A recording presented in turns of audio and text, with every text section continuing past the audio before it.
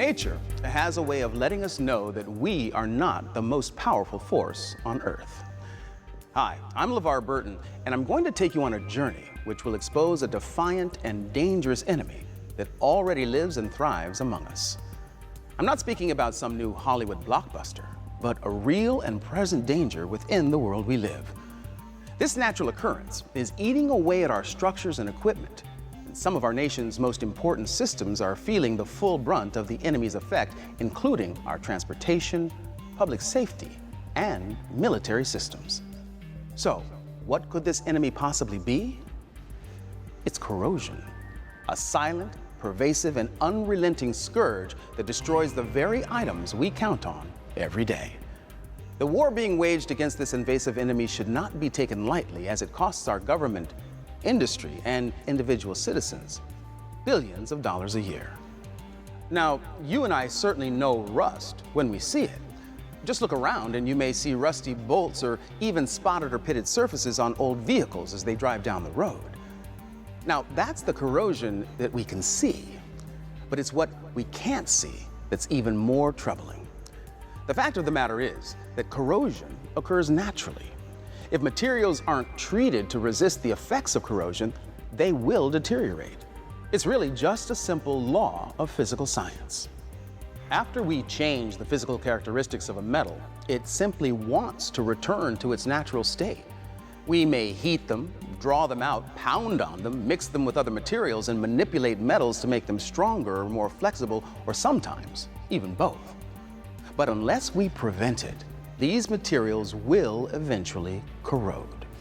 It is this deterioration that results in the failure of many important systems. Rust is the reason I'm here to speak with you today. It's an unfortunate fact that most of the billions of dollars spent each year on corrosion are focused on inspection, treatment, and repair. But what about combating corrosion before it occurs? The general public does not give corrosion much thought until something happens which brings the topic to the forefront of the media and our minds. It's only when corrosion directly affects our lives that we worry about it. Will our brakes fail due to corrosion? Is the bridge that we're driving across safe? Or is that important bolt holding that crane high above our heads corroded and about to break? Fortunately, there are many companies and government organizations currently implementing strategies for combating corrosion, which will save lives, prolong the life of products, protect our valuable assets, and ultimately cut costs. The fact is that corrosion remains a mystery to many of the important people you and I rely upon to keep our infrastructure operating. Designers and engineers don't always select materials that resist corrosion. In some instances, they even unintentionally create designs and manufacturing methods that actually promote corrosion. All too frequently, decisions are made to avoid the initial cost of corrosion prevention, and this results in even more money being spent in maintenance over the lifetime of a product.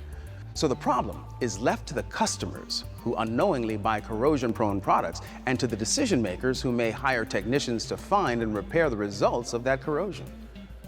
Technicians are not always adequately trained in critical processes to recognize, evaluate, treat, or repair corroded materials.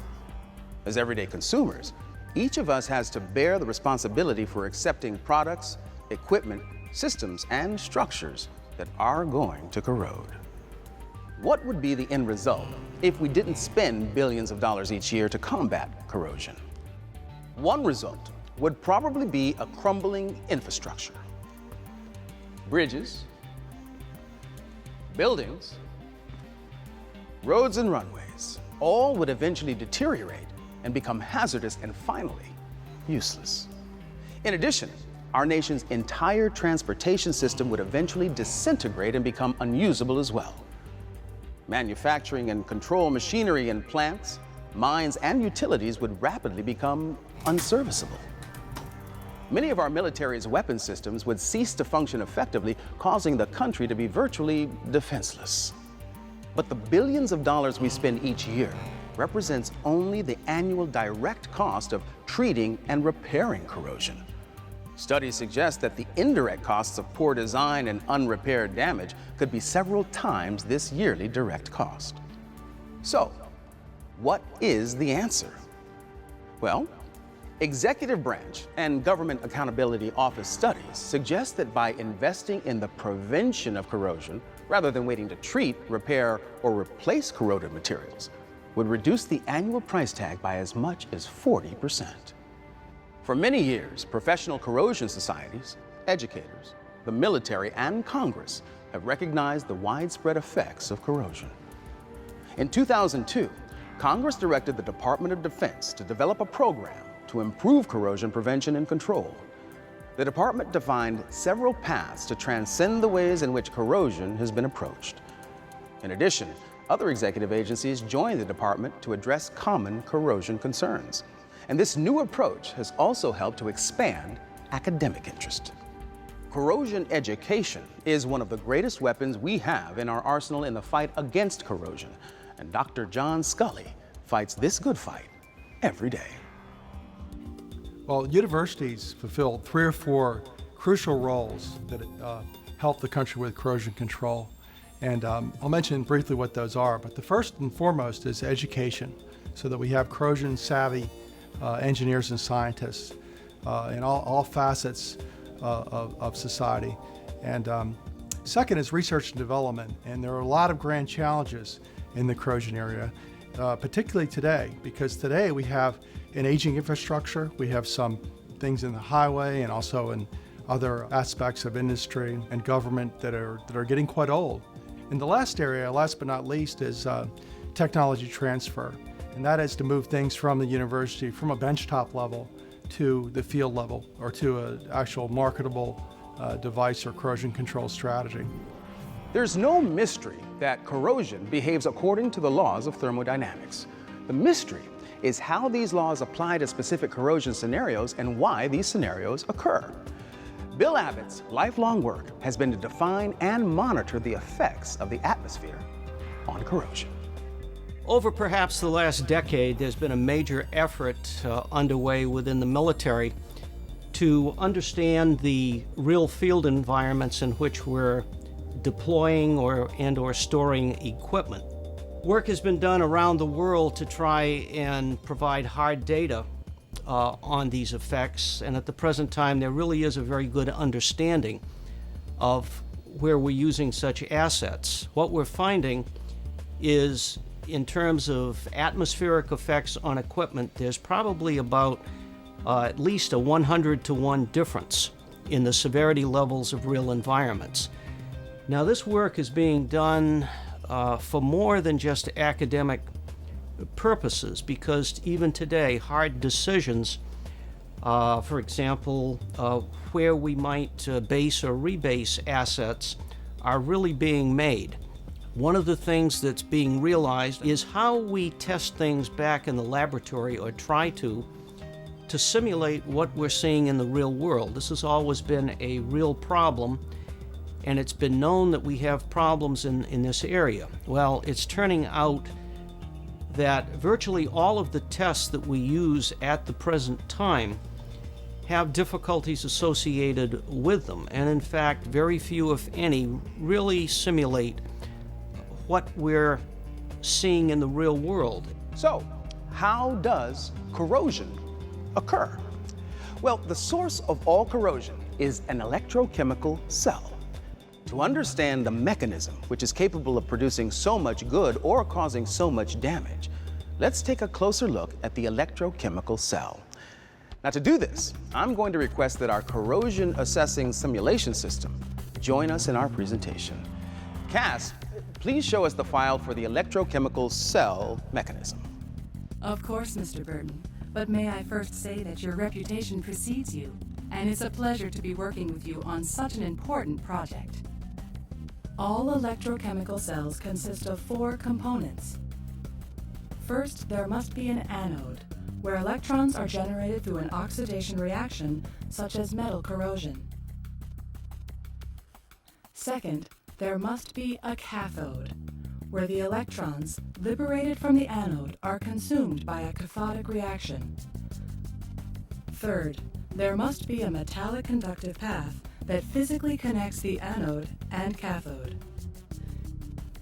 The anode and cathode might be 2 different metals that are electrically connected, or they might be different sites on the same piece of metal. Finally, the metal must be exposed to an electrolyte consisting of solution that contains and transports ions and contains a cathodic reactant.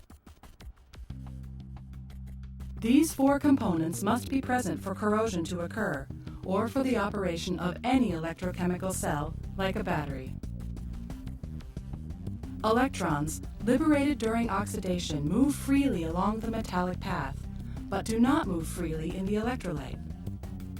Conversely, ions move freely in the electrolyte, but not along the metallic path.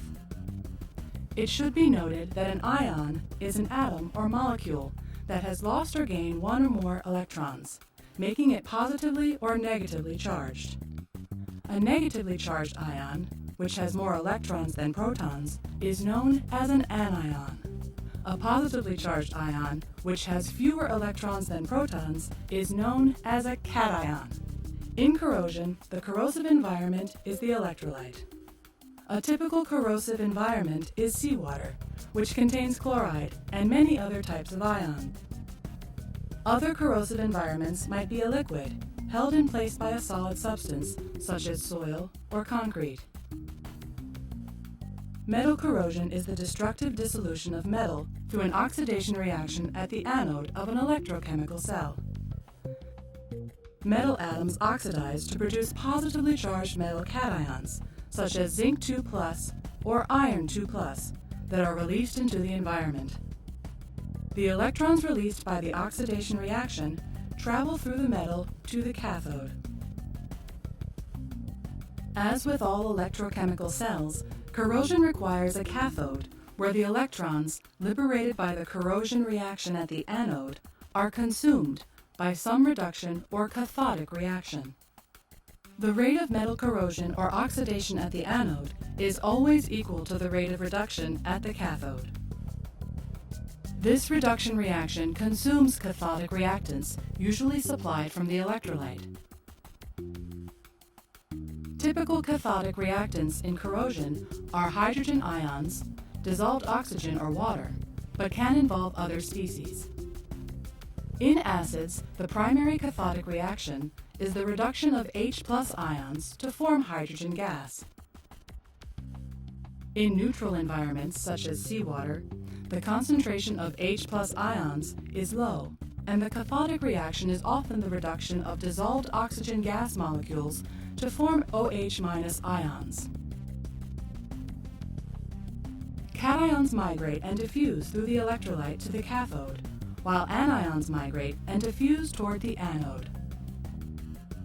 Electrochemical cells that form on corroding metal surfaces or in metal cracks or crevices require these four components and behave in the same manner as batteries. The difference is that the electrical current produced by a battery is captured to light a bulb, start an engine in a car, or power a device such as a laptop computer.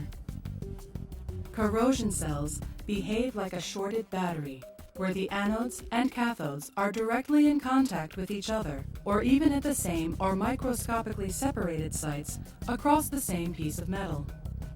The local anodes and cathodes might move across the surface of the piece of metal, resulting in uniform attack.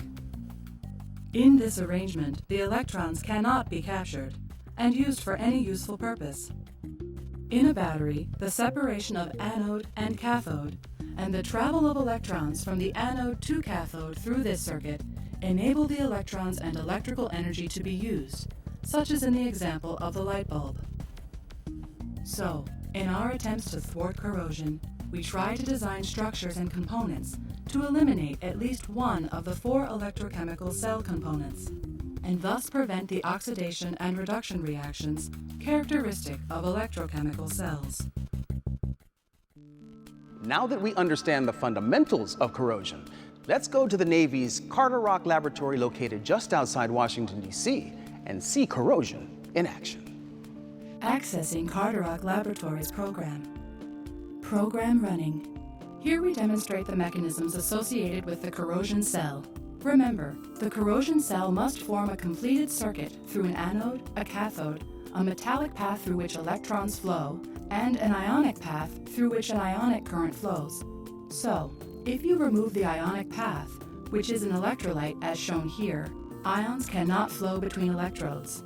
If you remove either the anode or cathode from the electrolyte, the current passing between the anode and cathode goes to zero.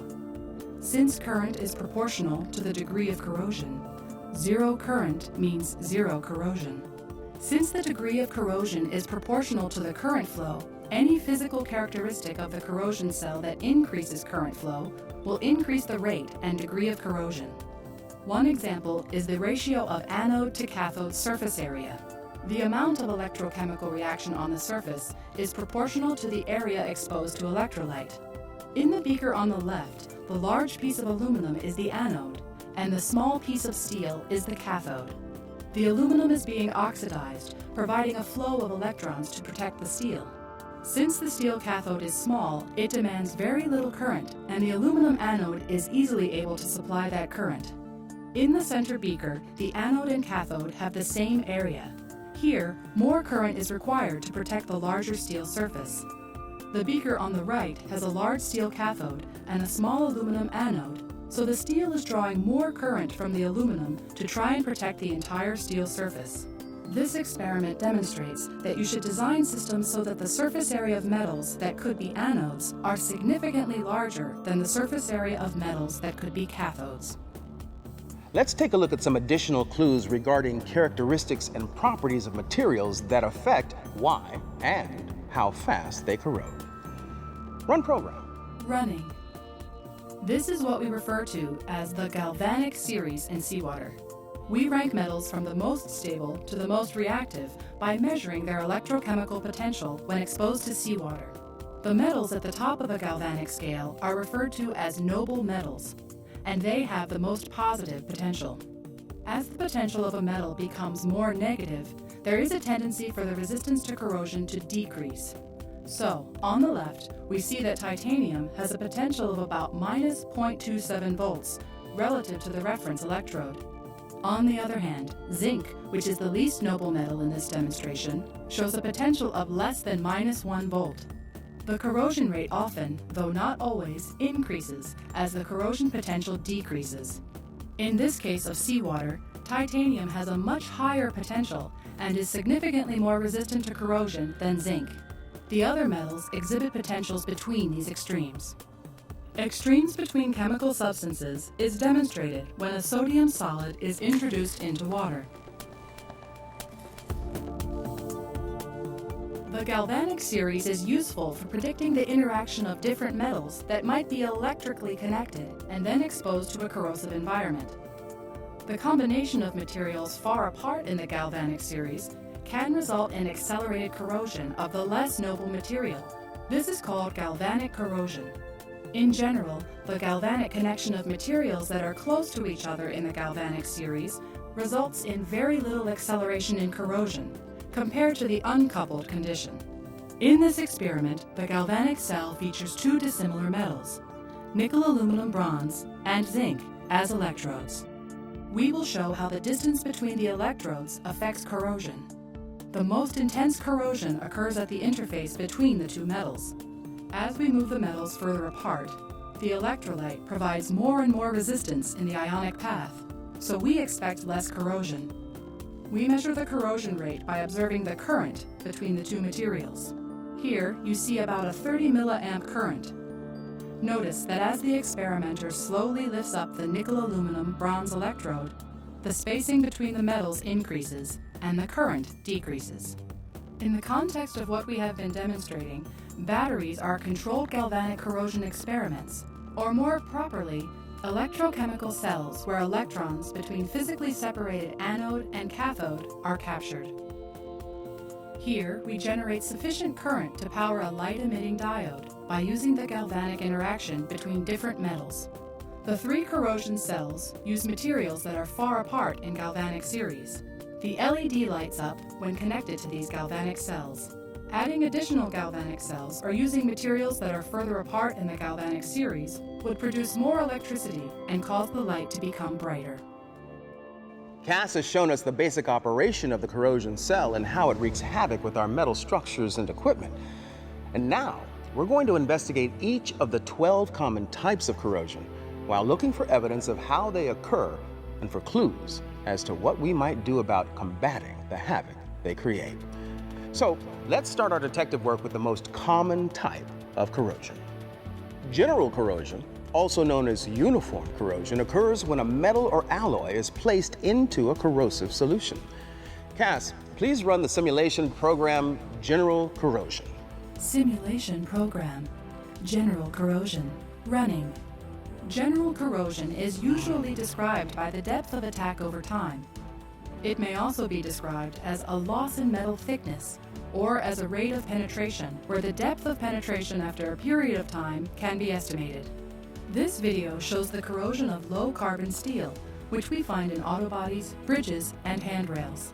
This is termed uniform corrosion because the entire surface appears to be corroding all at once. The video shows this is not exactly true. You can see that corrosion is initiated at many points on the surface and rapidly expands with time to cover the surface with an apparent uniform rust film. Corrosion probably initiates where there are impurities or at points that are slightly chemically different from the surrounding material. Eventually, the attack moves around and becomes more or less uniform. The clock shows how fast this process occurs on unprotected steel. The next example is also of uniform corrosion to show how rapidly a bare magnesium alloy, as used for a helicopter gearbox, may corrode under adverse environmental conditions. During the first few days, weather conditions were quite dry, even in this severe coastal environment. Suddenly, weather conditions changed as it began to rain, and we see a rapid acceleration of corrosion in this important material. Now, the next type of corrosion we're going to look at is galvanic corrosion. And as its name implies, it is corrosion due to the galvanic action between two or more dissimilar metals, alloys, or electrically conductive nonmetals. This is one of the more common forms of corrosion in complex components because of the wide use of dissimilar metals in the design and manufacture of equipment and structures. Cass, run the galvanic corrosion simulation.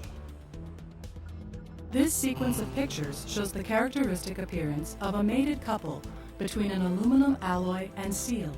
What is actually happening is that the aluminum alloy is corroding much faster than if it had not been joined to the steel. Also, the steel is corroding slower than if it had not been coupled. In many galvanic couples of this type, the very severe corrosion actually occurs in areas that are difficult to inspect, such as the interface of the metals. What you are now seeing in this sequence of images is what the interfaces look like when the samples are opened and the effects are viewed.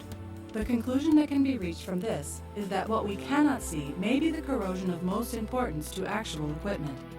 This last photo shows a practical example in the field of the effects of improperly coupling dissimilar metals of brass and galvanized steel. Severe corrosion is evident. Program galvanic corrosion complete. Now, we're going to take a look at pitting corrosion, which occurs on the surface of metals, leaving pits and craters that may rapidly penetrate the metal. Running program. In pitting corrosion, the attack is focused at a small area. The surface surrounding the pit might or might not be corroded. Pit shapes range from broad, shallow pits that are called craters to narrow, deep pits. The illustrations show the characteristic appearance of pitting corrosion. Pits can have many shapes. This example shows the appearance of pitting corrosion on aluminum alloy in a severe coastal environment. The white features are actually mounds of aluminum corrosion products. Pits are formed when a small surface area is attacked at a greater rate than the surrounding surface.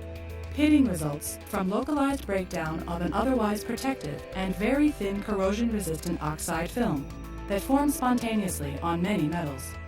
Pit functions as a local anode, and the surrounding surface area acts as a cathode. Once a pit initiates, it tends to grow. This photo shows what has actually happened to the metal below the surface when the corrosion products are cleaned away. Metal has been removed by corrosion and is not readily apparent by inspection. It is this aspect of pitting corrosion that may have a significant effect on structural integrity. Here, we see time-lapse photography of a stainless steel surface. The gray square at the top is a 400 by 400 micrometer surface Anotically polarized, so pits, seen as black spots, develop at microscopic inclusion sites. The green and red markers indicate whether pits are formed initially at a particular site or whether they die and are reborn as active pit sites.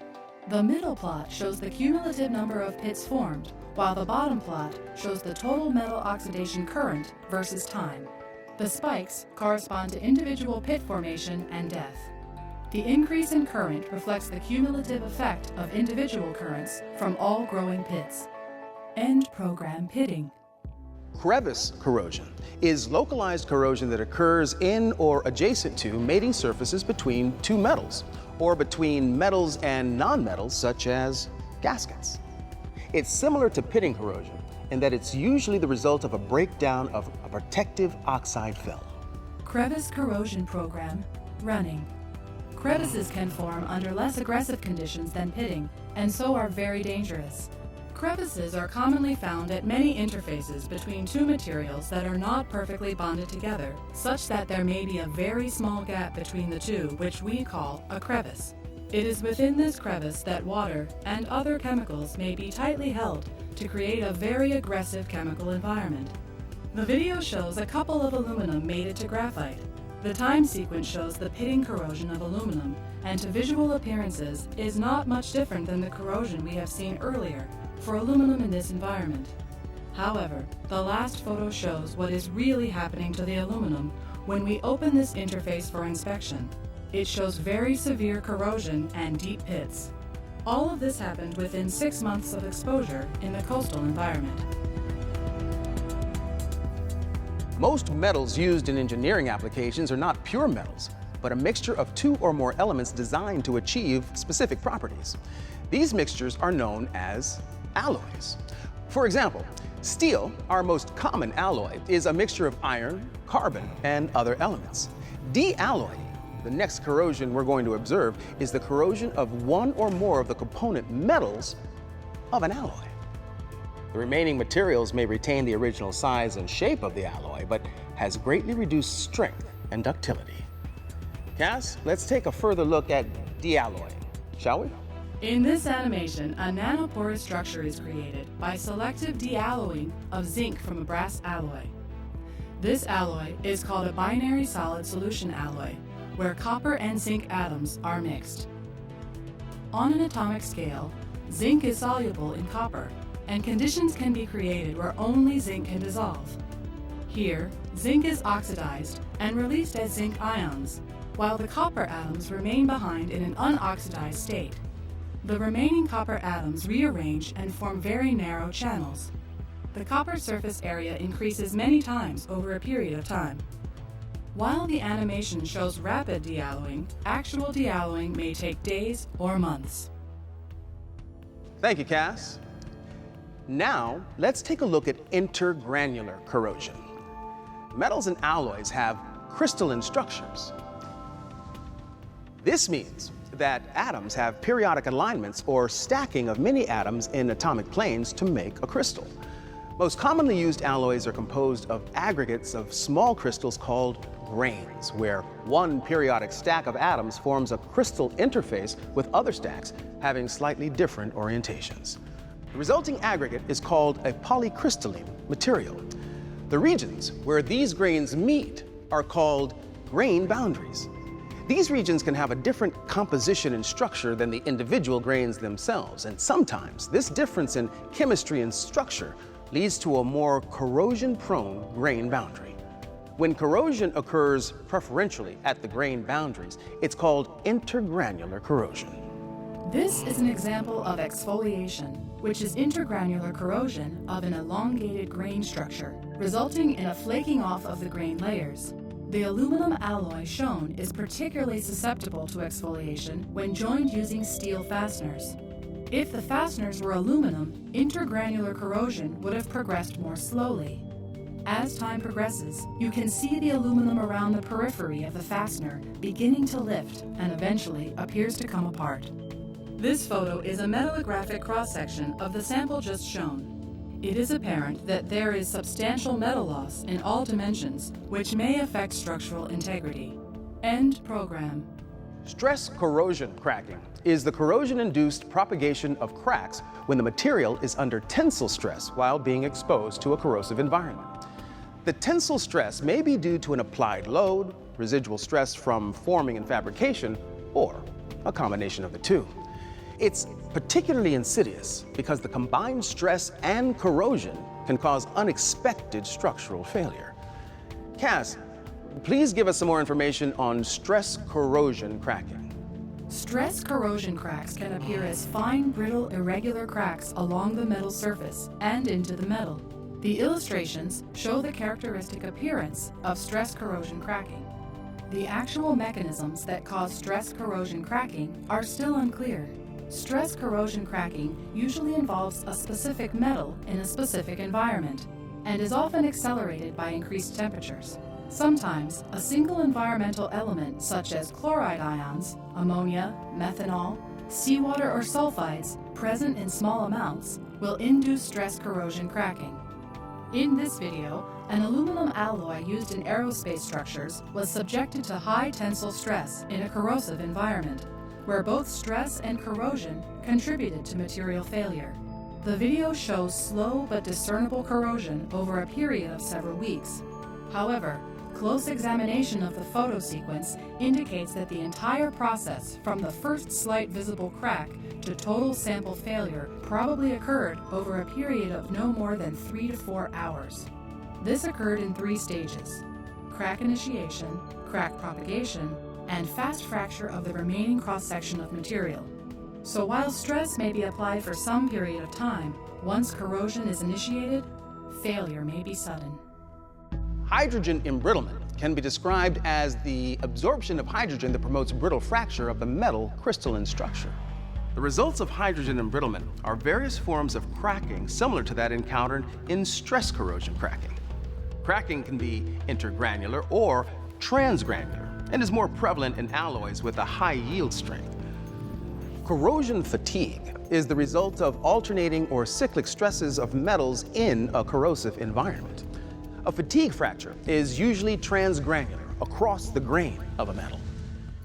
Flow-assisted corrosion, or erosion corrosion, occurs or is accelerated when there is relative movement between a metal and its environment, such as the flow of fluids through pipes. Fretting is direct wear that's due to the motion between two surfaces that are under load and move relative to one another. The relative movement is usually cyclic and occurs at a fairly rapid rate. Fretting of either surface accelerates and increases the effects of corrosion. And lastly, we'll take a look at stray current corrosion. This kind of corrosion can occur in almost any metal that's been buried in the soil or immersed in water. Sources of electricity throughout equipment and facilities may provide stray, alternating, or direct current, which then in turn can cause corrosion to any metal materials that's in the path of that stray current. Stray current corrosion occurs when a metal structure inadvertently gets in the path of current flowing in the environment between 2 other structures. This animation shows an underground tank, such as might be used to store gasoline, with an impressed current cathodic protection system to reduce the rate of corrosion. Cathodic protection will be described later, but it involves the passage of current from an anode to the part being protected through the ground, as in this case, or maybe through seawater. If there is a nearby metallic structure, such as a buried pipe, the path of least resistance for the current might be through the pipe. Where that current leaves the pipe to go to the tank, the pipe is polarized to a high potential and can corrode at an accelerated rate. Stray current corrosion can be mitigated by connecting the pipe to the tank electrically, and thus protecting both the pipe and the tank. Now that we've examined the causes and effects of many types of corrosion, what do we do? Well, just as medical researchers have developed and continue to pursue ways to prevent or cure sickness and disease, so must we understand how to prevent or control corrosion. Our corrosion detectives have already developed many useful technologies and methods to successfully combat the corrosion menace, and their research and experience shows that, as in medicine, prevention is much more desirable and effective than treatment after that damage has occurred. These research and development efforts have been focused on 4 areas of corrosion prevention and control: prevent, detect, predict, and manage. Let's take a look briefly at each of these areas. Experience and rational analysis tell us that it is much more economical to prevent or try to retard corrosion up front than to expend our resources downstream to treat the effects of corrosion. We can accomplish that goal by selecting materials that are impervious or highly resistant to corrosion in the environment where these materials will be used. We can also thwart corrosion by designing systems so that one or more of the 4 elements of the corrosion cell cannot exist. So, engineers and scientists are continually looking for new materials and alloys that resist corrosion. Engineers also continue to explore manufacturing methods and treatments that will stop corrosion cell activity. Since corrosion is a natural phenomenon that is pervasive and invasive, we will never completely prevent corrosion or its effects. And while we can't prevent corrosion altogether, we need to detect it in its infancy, recognize what type of corrosion we're facing, and predict how rapidly it will propagate. We need to be able to detect and predict corrosion and its effects without damaging or destroying the structure that we're analyzing. Many innovative sensing and analysis technologies are available or under development, and other technologies and techniques are being investigated for future development. Corrosion can be managed in many ways. This process, however, has to be deliberate and planned. Paints, coatings, and other compounds have been used for years to try to offset environmental effects that contribute to corrosion. Such treatments are designed to protect surfaces from moisture, dirt, and other particulate matter that can complete a corrosion cell and initiate corrosion. Another management technique could be the use of shelters and protective packaging. Likewise, other management tools are being developed to allow the more effective use of corrosion technologies. Let's take CAS out of the standby mode and take a look at how coating degradation affects its corrosion protection performance. Begin corrosion degradation program. One form of paint delamination is filiform corrosion, where corrosion forms a worm-like pattern under the coating that lifts off the paint. This phenomenon occurs on painted steels and aluminum alloys, although the mechanisms for each metal differ. Another form of treatment widely used to inhibit corrosion, particularly in inaccessible places, is the application of corrosion prevention compounds, or CPCs. While CPCs are less permanent than paints, they are composed of organic compounds that contain inhibitors. These inhibitors are particularly important in preventing crevice corrosion. Cass, can we see an example of one of these CPCs? Corrosion prevention compounds, CPCs, are chemical compounds that can be sprayed or brushed on to provide a thin protective coating. The life of such coatings varies, as does their performance. The video shows the effectiveness of different CPCs in protecting steel in a very severe coastal environment. The superimposed clock and visual effects provide some indication of the effectiveness of the CPCs in mitigating the corrosive attack. Eventually, this protection breaks down and the steel under the CPC starts to corrode. It is evident from the video that these materials have bought us time in the field without substantial corrosion. Paint systems are protective coatings, often containing corrosive inhibitors, which give much longer protection than corrosion prevention compounds. The time span of protection depends on the metal being protected, the severity of the environment, and the characteristics of the protective coating applied. However, defects in the coating can cause exposure of the underlying metal to the atmosphere and premature corrosion. These photos show examples of different coating systems on steel and aluminum exposed in a severe coastal environment. These examples include coatings with both chromated and non-chromated inhibitor systems. It is evident that a variety of coating degradation mechanisms exist. Recent investigations by the corrosion detectives revealed that sheltering systems and equipment from certain environmental effects can significantly reduce corrosion. Let's take a look at this demonstration of the effects of sheltering. Cass? Sheltering is an often overlooked method of corrosion mitigation. Sheltering is beneficial to materials because atmospheric corrosion is a strong function of the time of wetness and exposure to environmental corrodants. Sheltering may be achieved by merely placing a simple structure around equipment to be protected. The sample material on the left is composed of the same carbon steel as on the material on the right, which has been placed inside a tent at the same location. Sheltering, which reduces exposure to undesirable environmental conditions, such as chlorides and rainfall, can reduce corrosion rates by a factor of more than 10. The video shows that sheltering significantly increases the time for corrosion to initiate. In designing for freshwater or seawater immersion, one of the most commonly used methods is cathodic protection. This method of corrosion control intentionally introduces electrical currents into the soil or water. This application of electrical current to a buried or submerged structure makes the surface of the structure act as a cathode in an electrochemical cell. Cathodic protection can prevent many types of corrosion, including uniform pitting and crevice corrosion in aqueous or soil environments. Let's look more closely at cathodic protection, which is used to suppress corrosion in ships, piers, water towers, pipes, and other similar structures and utilities. Here, we demonstrate a corrosion suppression technique called Impressed Current Cathodic Protection, or ICCP. ICCP is used to protect underground piping, ships, piers, bulkheads, and water towers from corrosion.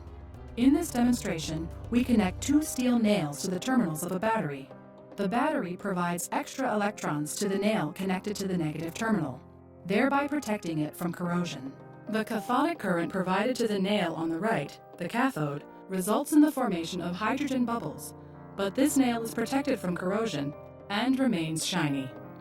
On the left side, the battery is extracting electrons from the nail, causing metal ions to go into solution, resulting in accelerated corrosion. You can see rust forming around the head of the nail and the resulting water discoloration. I want to thank you for all your help today, Cass.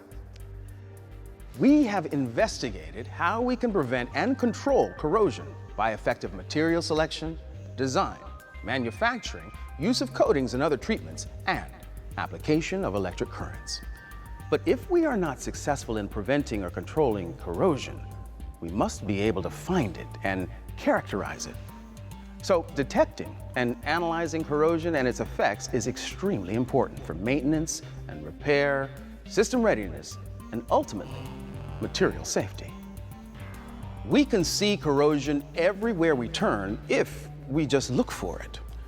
Corrosion wreaks havoc upon our valuable materials, equipment, and facilities unless we take positive actions to check it. We can no longer accept corrosion as a natural occurrence that should be ignored.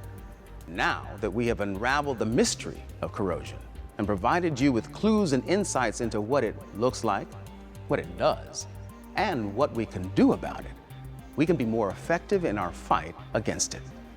Until next time, on behalf of Cass and myself, we bid you farewell, and remember, rust never sleeps.